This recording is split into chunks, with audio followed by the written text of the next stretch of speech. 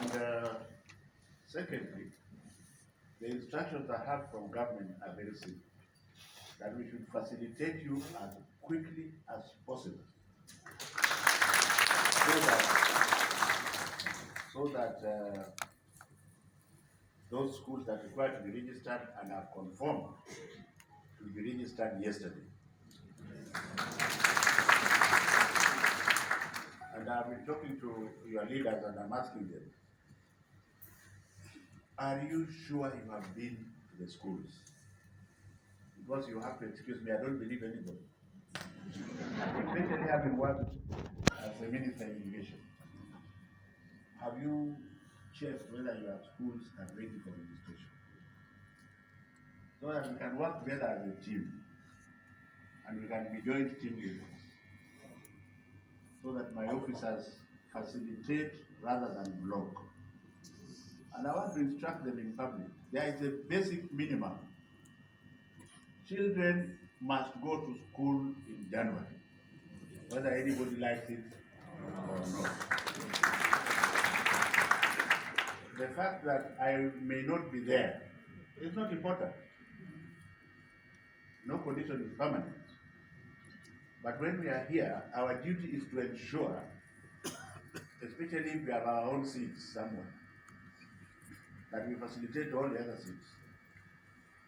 Are we together? Yes. I have one plea that I'm going to ask you people to help us to do. I left university some time ago and went into the examination council. And I therefore know that your primary school children perform reasonably well. And there's usually a third world war to get to the top schools. We have agreed as a government that there is going to be no third world war in January. And since there will be no third world war in January, and some people are saying, oh, the children are still young, that's neither here nor there. Can we work towards retaining as many of our children in our schools as possible? Because then that would be a target to work on. Some will still, because it is a free enterprise, some will still break away. For example, if you have 100 and you return 60, that would be good for us. Then the transition will be seamless. There's no politics. If you don't do politics, then get out of the house. Because there's no politician. Are we together? Yes. Whether it doesn't matter whether it is Magoha or it doesn't matter who becomes the president. Our children must still go to school. This is what those people don't understand. So we have already targeted that we require 20,000 classrooms. We have virgin data at the Kenya National Examination Council. That data says in the current grade 6, we have 1.280, 1,280,000 children. So that is the number of classrooms, that is the number of children that we have to build classrooms for. Are we together? So we are not competing to say we are going to have too many classrooms. We want to ensure that each of those children goes to a classroom that is regimented in a particular manner. And for you who already have excellent primary school facilities, I think about 90% of you are excellent, the other 10 I don't want to comment. Then you just need to tweak the room to be compliant with CBC requirements. And the small headache of the laboratory. I did all the sciences, and I became a doctor and I practiced surgery for so many years. The simpler the lab is, the better. You require the basic minimum. But we are encouraging you to build the lab which belongs to you, not the one we'll borrow from Kamau or Kamau. You know, these children have not been in the lab for 2-3 days. Can we borrow your lab? That nonsense the government doesn't want to hear. Because if in government, where we also sometimes don't use money in the best manner, and I'm saying so because we have been building credit growth to His Excellency the President, who insisted that we actually cost down the classroom from 1.5 to 1.2 to 788,000. Have we delivered or not? Are they good standard or not? So if that same old standard is talking about 2.4 million, and you stop all the chilling and the fat around the meat, then you can build a functional lab with 1.5 million. You can build one. So why all this noise? Oh, you see, I can't do this. Don't be too big in the ivory tower. Just sit down and see your lab being constructed. Of course, I've seen labs which are like in heaven in some of your schools, where granite tops all over the place, and the lab is like filling all this building. That is excessive, but it's good enough. But for us, we want everybody, every school to have a lab.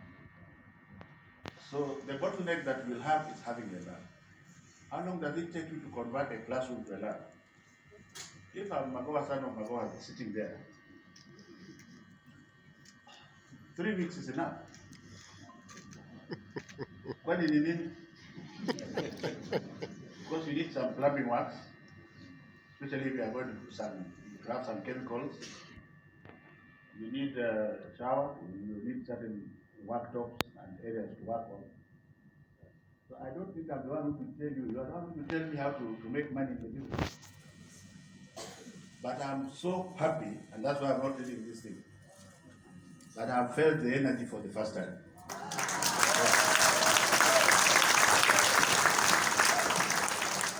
I'm so happy that I have felt the energy for the first time. My director in charge of quality assurance, Dr. Mary Gaturu, and her teams, and the other directors who are in the field. My charge, it is not even a charge, it's a charge to you that within the next 2 weeks, starting today, you inspect all the schools. Those that meet the minimum requirements must be registered. Na unasikia hiyo? Na mtu akiuliza hata ndururu, simu yangu iko public, mnipigie. Because then we can call a round table together with your people and my directors before the end of this month to take stock. And where there is need to apply affirmative action, we will consider that. But if we find that you are given as a school just because you are given a list, don't expect us to sympathize with you. Hiyo tutaweka kando. Hata public tunafanyana namna hiyo. Are we together here? Yes. And you could help us because we are organized in regions and those regions have leaders. Why don't you do the original inspection first? And if there is something that is not done, just do it. It is very little, it can be done. So that before the end of this month, we can say now, we have actually regimented so many classrooms, which we can give in the handing over report. And I think my officers will have seen all of them, including myself, do a good part of it. In order to continue working together, we are in a transition period. So I would want you to take notes that we are in a transition period. Since I'm not a politician, I will continue to discharge these duties until my colleague is signed in, which gives me another 4 weeks or so. I hope those of you who want to be politicians, you can fall away. Those of you who are focused on making sure that our children are transferred into the next year seamlessly, let us continue working. Unless somebody says now we should stop. And that somebody, I get orders only from one person. Unajua? And since this is what his legacy wants, he is not likely to tell me to stop. So I will allow you to ask me one or two questions because I've been very happy in Mombasa today. But, in order to disabuse our minds, I had somebody talking of capitation. Let us be realistic and naked. Let us just remove our clothes and talk naked.